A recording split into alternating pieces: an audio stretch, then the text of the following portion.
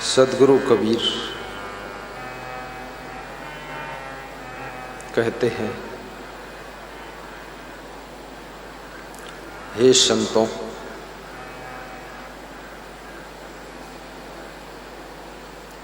भक्ति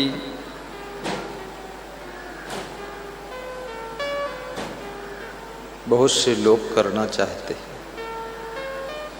लेकिन उनके भीतर भक्ति का जन्म नहीं होता, श्रद्धा पैदा नहीं होती। बहुत बार सोचते हैं मैं भी जाऊंगा गुरु के दर्शन के लिए, लेकिन भीतर से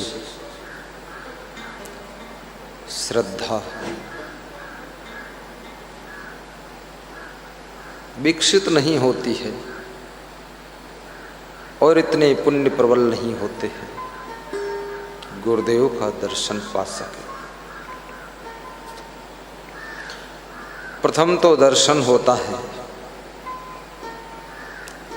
उसके पश्चात मार्गदर्शन होता है। दर्शन से मार्गदर्शन जुड़ा हुआ है। जब तुम गुरु का दर्शन करते हो,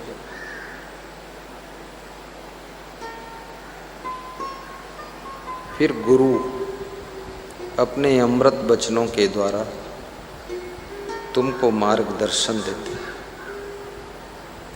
और दर्शन का फल मार्गदर्शन, और मार्गदर्शन का फल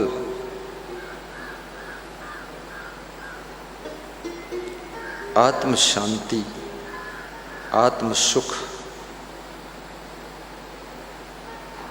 और मन की प्रसन्नता है। संतो भक्ति शतो गुरु आनी। कोई सद्गुरु जब दया करता है तो हमारे अंदर भक्ति फिर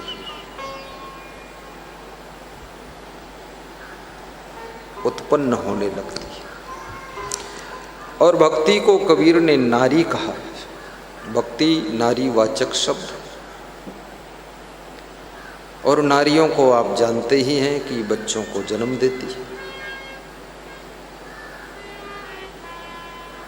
तो ये भक्ति रूपी नारी दो बच्चों को जन्म देती है। भक्ति से दो बच्चे पैदा होते हैं। जब आपके अंदर भक्ति पहले आ जाएगी तो दो चीजें और आपके अंदर पैदा हो जाएंगी। एक तो ज्ञान और दूसरा वैराग्य। साहिब कहते हैं कि हे पंडितों, हे ज्ञानियों, वे कौन से दो बच्चे हैं जिसको भक्ति रूपी नारी ने जन्म दिया? वो ज्ञान है और वैराग्य। ज्ञान का होना बहुत कठिन है। अज्ञान ही माया है, अज्ञान ही अविद्या है। और ज्ञान जब होता है, जिसको हो जाता है ज्ञान, तो उसकी ज्ञानी की पहचान है। जिसको ज्ञान हो जाता है वो फिर हमेशा खुश रहता है। घर वही है, घर वाले वही है, सामान वही है, लेकिन पहले खुश नहीं था, अब वो खुश रहता है। घर के लोग भी चिंतित होते हैं कि इतना खुश क्यों रहते हैं। बात क्या है? बात कुछ नहीं है, केवल ज्ञान हुआ। और ज्ञान होने पर उसको हंसी बहुत आती है, खुशी बहुत होती है, क्योंकि वो समझता है ये सब व्यर्थ का झमेला है। और इस जगत के प्राणी पदार्थों के बीच में वो खुश होकर के जिंदगी जीता है, खुश होकर। और याद रखना, जिंदगी तो बहुत लोगों को मिलती है, पर ज़्यादातर लोगों की जिंदगी चिंता, टेंशन, तनाव में बीतती है, दुख में बीतती है, रो रो कर बीतती है। और जिसमें महिलाएं बहुत रोती रहती है, कितनी महिलाओं की आंखें रोते रोते खराब हो गई, बहुत रोई, अज्ञान में है, बहुत दुख है, बहुत रोती रहती। लेकिन रोने से कोई दुख कम नहीं होता। रोना दुख का समाधान नहीं है, दुखी होना दुख का कोई दूर करने का फार्मूला नहीं। न रोने से दुख दूर होगा, न सोने से दुख दूर होगा, और ना तो नशा कर लेने से दुख दूर होगा। पुरुष ज़्यादा चिंता और टेंशन में जब होते हैं तो नशा कर लेते हैं, दारू पी लेते हैं, थोड़ा सा गुटखा पुड़िया खा लेते हैं, तंबाकू खा लेते, हल्का नशा चढ़ जाता है। आज मैंने अपने एक संत से पूछा, ये लोग गुटखा पुड़िया क्यों खाते हैं? क्या तुमने पहले खाया है? अगर खाया है तो तुम बता सकते हो लोग क्यों खाते हैं। तो उसने ये तो नहीं बताया कि मैंने खाया है, लेकिन इतना ज़रूर बताया कि लोग जब ज़्यादा तनाव में होते, चिंता में होते हैं, छोटा मोटा नशा ले लेते हैं और नशा में होश हवास खो जाता है, फिर उनका चिंता भूल जाता है और थोड़ी देर वे समझते हैं कि हमसे बड़ा कोई नहीं है, इसलिए लोग नशा कर लेते हैं।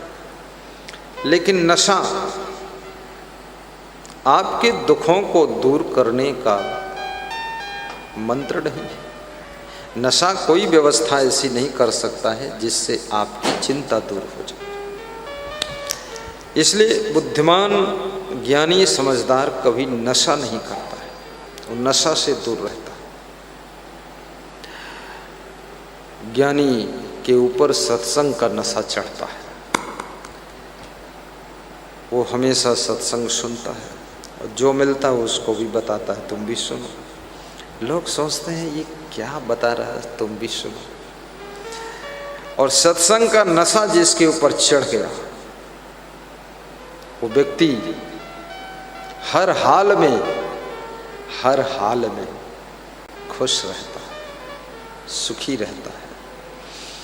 राम अयोध्या में थे तो भी खुश थे, वनवास में गए तो भी खुश थे, कुछ ज्ञान हो गया था उनको।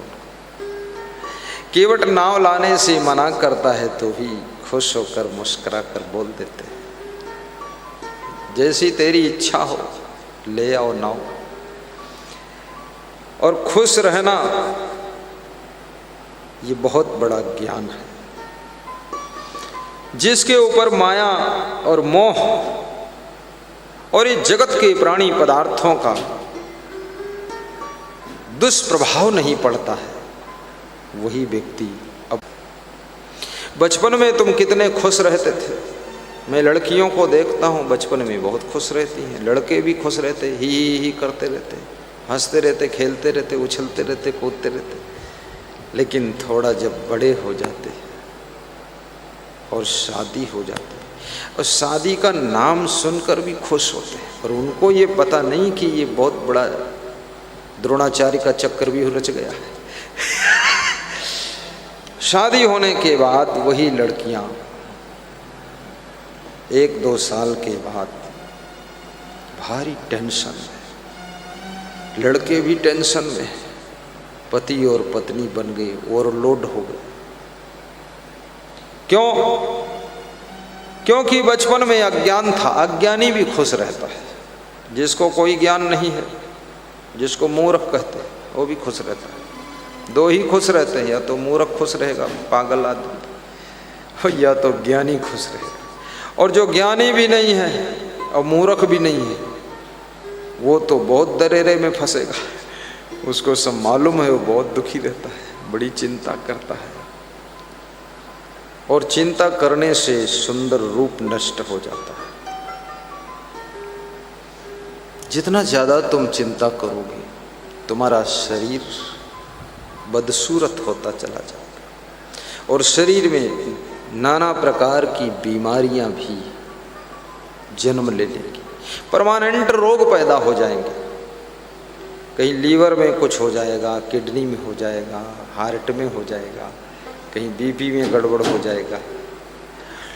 और चिंता की पहचान है कि वो मनुष्य जहाँ बैठता है सब हंसते हैं तो भी वो हंसता नहीं, हंसने वालों को मुड़ मुड़ कर देखता है, ये क्यों खीसे काट रहा है, उसको हंसी आती नहीं। और खुश रहने के लिए नंबर 1 निश्चिंत रहना जरूरी है, ज्ञान होना जरूरी है कि मैं अमर आत्मा हूँ, शरीर नश्वर है, संसार क्षणभंगुर है, थोड़े दिन के लिए जगत में आया हूँ, अपना किरदार निभाना है, रोल लगाना है, कर्तव्य का पालन करूँगा, जो भी बन सकेगा अधिक से अधिक उन्नति भी करूँगा, जो मिलेगा उसको गुरु का प्रसाद समझकर खुश रहूँगा। और दूसरा याद रखना, जो व्यक्ति शरीर से स्वस्थ रहता है वो भी खुश रह सकता है। अगर आपका शरीर स्वस्थ नहीं है और मन मस्त नहीं है तो आप खुश नहीं रह सकेंगे। मन में मस्ती चाहिए और शरीर में तंदुरुस्ती चाहिए। और शरीर कैसे स्वस्थ रहेगा? कुछ उम्र बढ़ने पर शरीर बहुत बीमार हो जाता है और बुढ़ापे में तो बहुत कमजोरी आती है। इसके लिए छोटा फार्मूला है, जिंदगी भर कम खाओ, चबा चबा कर खाओ, जिंदगी भर काम करो, शरीर काम करने से स्वस्थ रहेगा। व्यायाम। आज एक बुजुर्ग संत मेरे पास आए तो मैंने उनसे कहा कि थोड़ा सा प्राणायाम व्यायाम कर लिया करो। बोले 80 साल का कैसे कर पाऊंगा? तो हमने उनको करके दिखाया, ऐसे कर लिया करो, मुट्ठी बंद करो, खोलो, ये जितने पॉइंट हैं सब एक को पंक्चर हो जाएंगे, लीवर भी सही हो जाएगा। मुट्ठी बंद करो, बस खोलो, जोर से बंद करो, अंगूठा अंदर, ये। बोले इतना ही करना? हमने कहा दूसरा ये भी करो, घुमाओ, खून बनेगा शरीर में, खून। पहले महिलाएं मूसर कूटती थी, मूसर नहीं धान कूटती थी मूसर से। मूसर को क्या कूटेंगे, मूसर खुद ही कूट देता था।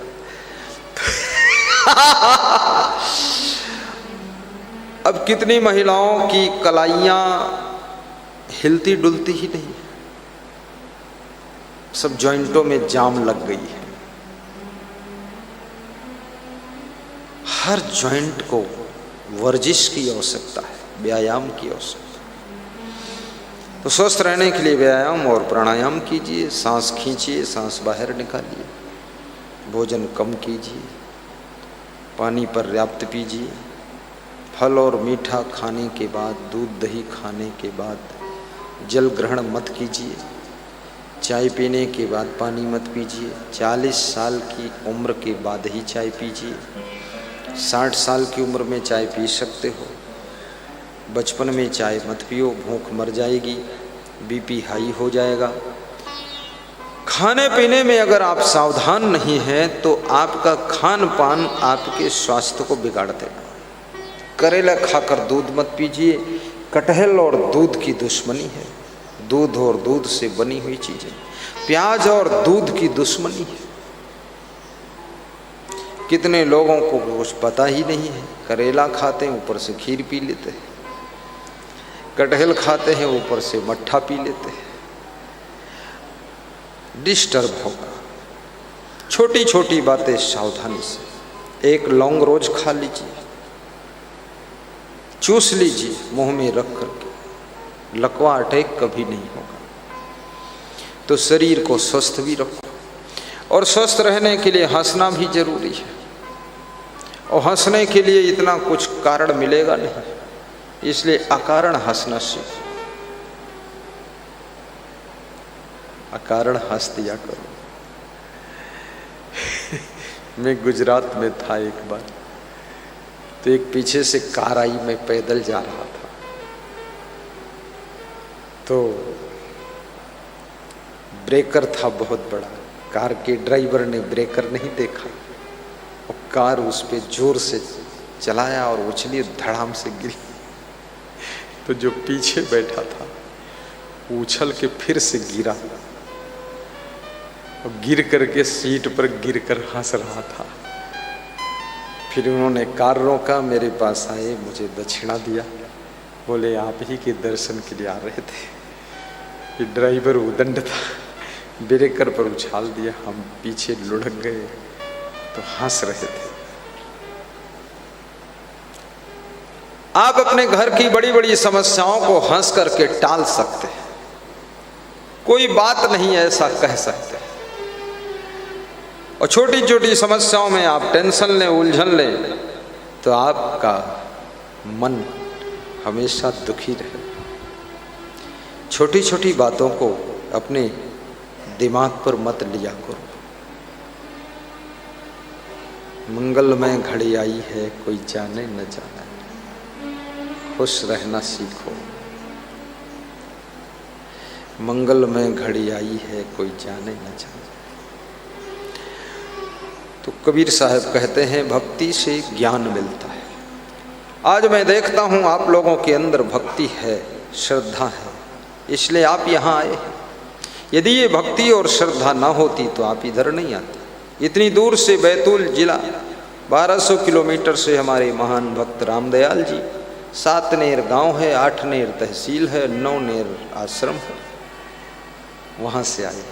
खड़े हो जाए करो। ये देखिए 1200 किलोमीटर से रामदयाल जी सत्संग के लिए बुला रहे हैं कि 7 दिन के लिए चलो। 7 नेर गांव है तो 7 दिन। मैंने कहा अच्छा हुआ, तुम्हारा गांव 14 नेर नहीं 14 दिन के लिए बुलाते। बैठो। श्रद्धा है, ये श्रद्धा एक शक्ति है, ये आपको खींच कर लाती है। और गुरु की कृपा भी है। श्रद्धा की खुराक कृपा है। श्रद्धा कृपा को ग्रहण करती है। यदि कृपा ना मिले तो श्रद्धा उदास हो जाती है। गुरु का आशीर्वाद मिलता है तो श्रद्धा विशेष श्रद्धा में बदल जाती है।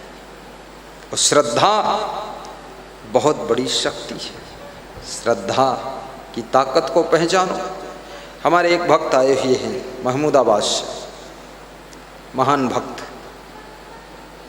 श्री रामनाथ चाट वाले। उनका बेटा विशाल, विशाल नाम है, इधर आ जाओ, आगे आके प्रणाम करो, दौड़ के आया करो, बाप बेटे दोनों रपटाओ, एक दूसरे को भागो। ये चाट बेचते हैं, ठेला लगाते थे, लेकिन गुरुदेव के भक्त हो गए। इनकी पड़ोस में स्कूल था, आदर्श विद्या मंदिर, जिसके संस्थापक मास्टर सुरेश, खड़े रहिए, सुरेश चंद्र वर्मा, और जिसकी प्रबंधक और प्रिंसिपल हैं श्री त्रिलोक चंद्र वर्मा। त्रिलोक चंद्र वर्मा ये रामनाथ जी से कहा करते थे बच्चों को भेजो स्कूल पढ़ने के लिए। अब इनके कोई बच्चे थे ही नहीं, तो बोलते थे बच्चे ही नहीं किसको भेजो। बोले गुरु में भरोसा रखो, गुरु जी का आशीर्वाद होगा तो बच्चा हो जाएगा। बच्चा हुआ, उसका नाम विशाल रखा। फिर मेरे पास आए, सत्संग सुना, गुरु मंत्र भी लिया, फिर जुड़ गए। फिर चाट भी संतों को खिलाया, पधरौनी कराया, खूब दिन भर चाट बनाया, संत ने खूब चाटा, सारी चाट लिया, और ये भी खुश हो गए, चाट चटा दिया संतों को। चटाई पर बैठ कर चाटते थे, बिछी है चटाई, बनी है चाट, और चाट रहे साधु, और चाट बना रहे रामनाथ, खूब चाट खाया संत, और ऐसा आशीर्वाद फलित हुआ। मैंने कहा तुम्हारा बेटा एक दिन बहुत आगे जाएगा। आज वो रुड़की में इंजीनियरिंग कर रहा, IIT इंजीनियरिंग कर रहा बच्चा, चाट वाले का बेटा। बोले मैं चाट वाला था, 1,46,000 फीस थी तो 1 लाख माफ़ हो गई, 46,000 ही देना पड़ रहा, क्योंकि चाट वाले के नाम से माफ़ हो गई। अब ये बच्चे ने संकल्प लिया है कि पहला वेतन गुरु जी को दान करूँगा, और दूसरा संकल्पबाज उसको मैंने दिलाया कि महमूदाबाद क्षेत्र की भक्ति की कमान भी तुमको संभालना है और वहाँ सत्संग समागम गुरुदेव का प्रचार प्रसार करना है। जोर से ताली बजाओ। धन्यवाद। दोनों पिता पुत्र गुरु के प्रेम में रो भी लेते हैं, आंसू आ जाते हैं। श्रद्धा तो गुरु की कृपा, गुरु का आशीर्वाद और गुरु की दया तुम्हारी श्रद्धा को बढ़ा देती है। इसलिए गुरु का आशीर्वाद भी चाहिए, उनकी कृपा चाहिए। और जब गुरु की कृपा मिल जाती है तो बार बार श्रद्धा इतनी भूखी हो जाती है कि बार बार दर्शन करने की इच्छा होती है। अभी मैं देखता हूँ बहुत से भक्त जो लखीमपुर खीरी के हैं, पास पड़ोस के, बार बार दर्शन करने की इच्छा होती है और बार बार दर्शन करते हैं और आश्रम का कुछ खाते भी नहीं और आश्रम वालों को भी खिलाते हैं कि तुम भी खाओ। महात्मा जन चिंता न करना, तुम्हारे लिए हम गेहूं चावल लाए हैं। इच्छा हो कच्चे गेहूं चबाओ, इच्छा हो आटा बना के पूड़ी खाओ। सब व्यवस्था, जहाँ आस्था होती है वहाँ की व्यवस्था करने के लिए मन होता है। मन में होता मैं यहाँ की व्यवस्था भी करूँ, आस्था व्यवस्था में प्रवेश कर जाती है। और श्रद्धा भक्ति की जान है। श्रद्धा विहीन भक्त डेड बॉडी होता है। जैसे शरीर में जान न हो तो शरीर मुर्दा है, ऐसे जिस भक्त के दिल में श्रद्धा नहीं है तो उसकी भक्ति मुर्दा है। बेजान भक्ति किसी काम की नहीं होती। मुर्दा किसी काम का नहीं, सड़ेगा बस, आखिरी में सड़ जाएगा। इसलिए भक्ति में जान डालो, श्रद्धा पैदा। और श्री कृष्ण कहते हैं श्रद्धा होने से 3 चीजों की प्राप्ति होती है। श्रद्धा लभते ज्ञानम, श्रद्धावान भक्त को ही ज्ञान प्राप्त होता है। और भक्ति का दूसरा नाम श्रद्धा ही है, विश्वास, गुरु के ऊपर भरोसा। श्रद्धा लभते ज्ञानम तत्परः संयतेन्द्रियः। और जिसे ज्ञान प्राप्त हो जाता है उसकी पहचान है, वो कल्याण के कार्यों के लिए तत्पर रहता है, कभी ढीला नहीं रहता। सत्संग में जाना हो फट से तैयार हो जाए, पाठ पूजा करना हो रेडी है। सबसे पहले बिछावन बिछाने लगेगा पाठ के लिए, आरती सजाने लगा, लपक करके आरती जलाएगा, लपक करके माला पकड़ देगा। तत्परता आ गई उसके अंदर। जितने कल्याण के कार्य हैं गुरु आश्रम में सेवा भी लपक के करेगा। तत्परः संयतेन्द्रियः। और जिसे ज्ञान हो जाता है उसकी इंद्रियों पर संयम आ जाता है, इंद्रियां बस में हो जाती है, फिर इंद्रियों की चंचलता समाप्त हो जाती है, इंद्रियां काबू हो गई। और जिसकी इंद्रियां काबू हो जाए उसको दुखी होने का कोई प्रश्न ही नहीं है, क्योंकि इंद्रियां जब स्वतंत्र भटकती हैं तब दुखों को पैदा करती हैं।